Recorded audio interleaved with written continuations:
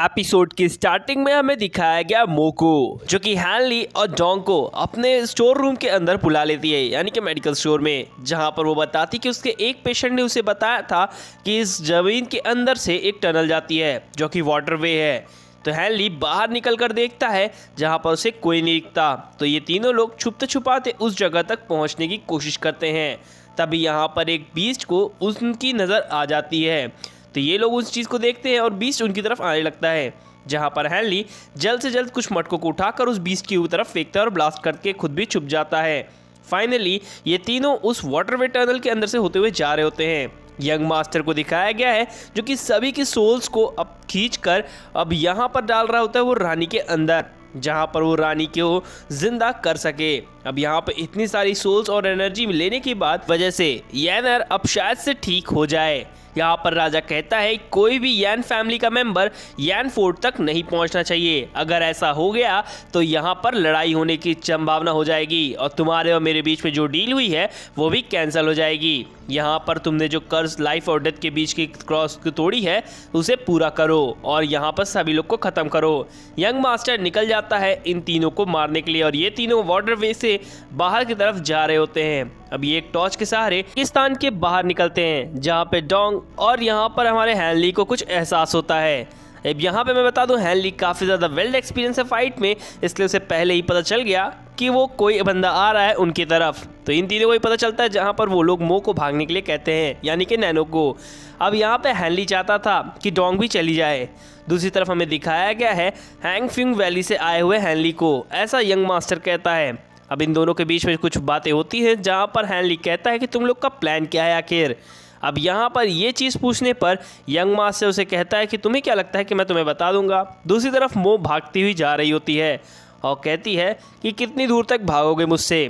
अब यहाँ पर इन दोनों के बीच में थोड़ी सी बात होती है। अब यहाँ पर हैनली बताता है कि मैं तुम्हारे बारे में जानने के लिए काफ़ी ज़्यादा क्यूरियस हूँ, तो तुम इसके बारे में बिल्कुल ही मत सोचो। अब यहाँ पे यंग मास्टर उससे नाम पूछता है और बताता है कि मैं बिना किसी नाम जाने किसी बंदे को नहीं मारता, जहाँ पर हैनली अपना नाम लिव फ्यून बताता है। अब ये इस चीज़ को अब डोंग भी सुनती है और वो सोच में पड़ जाती है कि इसने ऐसा झूठ क्यों कहा, अपना नाम गलत क्यों बताया। जिसके बाद यहाँ पर दिखाया गया यंग मास्टर को, जो कि वो अपनी टेक्निक्स का यूज़ करते हुए अब हैनली के ऊपर अटैक कर देता है। लेकिन हैनली और डोंग दोनों मिलकर काफ़ी अच्छी तरह से फाइट करते हैं। अब ये लोग वो फ्लाइंग तालिस्मान का यूज़ करते हुए उस जगह से भागने की भी कोशिश करते हैं। अब यहाँ पर हमें दिखाया गया उस बंदे को जो कि एक शील्ड क्रिएट करता है, जिससे हैनली और डोंग दोनों ही बाहर तरफ न निकल पाएँ। अब यहाँ पे वो शील्ड क्रिएट करने में थोड़ा टाइम लगता है, इसलिए हैनली जल्द से जल्द ऊपर जाने की कोशिश करता है। लेकिन अब पूरी तरह से बिजली आ जाने की वजह से ये लोग ऊपर की तरफ नहीं जा पाते। तो हैनली और डोंग दोनों नीचे की तरफ से भागते हुए फाइट करने की सोचते हैं उन पक्षियों से। अब यहाँ पर हैनली तो काफ़ी ज़्यादा स्मार्ट होता है, इसलिए वो जल्द से जल्द डोंग का हाथ पकड़कर फेंक देता है उसे बाहर, तो और वो प्रोटेक्टिव शील्ड के बाहर निकल जाती है। जिस पर वो कहता है कि अपने फादर को जल्द से जल्द जाके इस चीज़ के लिए बताना। अब यहाँ पर वो कहता है कि तुम यहीं पर मरोगे ली फ्यूंग। अब दूसरी तरफ डोंग इस चीज़ को देख रही होती है। हैनली अब उस प्रोटेक्टिव शील्ड के अंदर होता है, लेकिन वो खुश होता है कि कोई तो उसके यहाँ से निकल गया। अब यैन फैमिली को पता चल जाएगा कि उनके ऊपर घोस्ट वाले यानी घोस्ट सेक्ट वाले फाइट करने वाले हैं। दिखाया जाता है जो कि अपनी हेल डेविल टेक्निक का यूज़ करते हुए एक काफ़ी बड़े डेविल को बुला लेता है, जो कि काफ़ी ज़्यादा खतरनाक होता है और लुक वाइज भी, खैर और पावर वाइज भी। जहां पर हैनली और इस बड़े से मॉन्स्टर के बीच में फाइट हो जाती है, जहां पर हेल डेविल उसके ऊपर अपने पूरे के पूरे प्रहार से मतलब आग वाला प्रहार करता है। लेकिन हैनली कैसे भी करके शील्ड का प्रयोग करते हुए उसके ऊपर ड्रैगन बीस्ट का टेक्निक का यूज़ करता है। फाइनली वो अपनी स्वॉर्ड को उसके ऊपर मारने की भी कोशिश करता है, लेकिन ऐसा करने में भी वो नाकाम रहता है। हैनली अपने एक काफ़ी बड़े स्वॉर्ड से उस ड्रैगन को ख़त्म कर देता है, सॉरी उस डेविल को ख़त्म करता है, जहां पर यंग मास्टर को ये देखा नहीं जाता और वो फाइट करने के लिए आता है। अब यहाँ पर मैं बता दूं कि हमारे हैनली ने स्वॉर्ड टेक्निक का यूज़ किया है, जहां पर एन के रूम रेंट पर इसने ये टेक्निक सीखी थी, जहां पर फायर रूम के अंदर। अब यहाँ पर हैनली की ये टेक्निक काम नहीं आती, क्योंकि ये डेविल स्पिरिट इतनी ज़्यादा स्ट्रॉन्ग होती है कि हैनली के मुंह से खून निकल जाता है। अब मैं बता दूं कि हैनली काफ़ी ज़्यादा कमज़ोर हो चुका था। जहां पर अब ये यंग मास्टर उसके ऊपर अटैक करता है। अब हैनली उसकी तरफ एक ग्रीन पॉइजन फेंकता है और नाइफ भी फेंकता है, तो उसे ये फायर पॉइजन दिखता भी नहीं है, सॉरी ग्रीन फायर पॉइजन था। जहां पर ये दिखने की न वजह से यंग मास्टर के ऊपर ये फायर ग्रीन पॉइजन का असर होने लगता है धीरे धीरे करके, और यंग मास्टर भी थोड़ा परेशानी में आ जाता है। अब यहाँ पर हैनली उससे फाइट करने के लिए दोबारा से खड़ा हो जाता है। अब इन दोनों के बीच में एक बात होती है जहाँ पर वो बताता है कि तुम्हारे इस डेविल पाथ में मैं ज़रूर रोड़ा बनूंगा। अब यहाँ पर इस मास्टर के ऊपर अब असर होने लगा था उस जहर का, इसलिए वो हैनली को ये कहकर वहाँ से चला जाता है कि लिव फ्यून मैं तुमसे वापस मिलूंगा, क्योंकि हैनली ने अपना गलत नाम बताया था। खैर यहाँ पर वो जल्द से जल्द एक रिकवरी पिल खा लेता है जिससे उस पॉइजन से वो रिकवर हो सके, और जो अटैक्स उसके ऊपर हुए थे।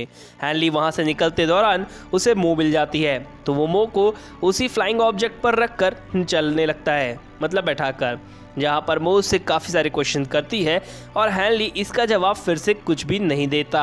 जहाँ पर मो को याद आता है कि ये पहले भी कुछ इसी तरह की बिहेव किया करता था, जहाँ पर ये किसी को भी कुछ अपने बारे में नहीं बताता।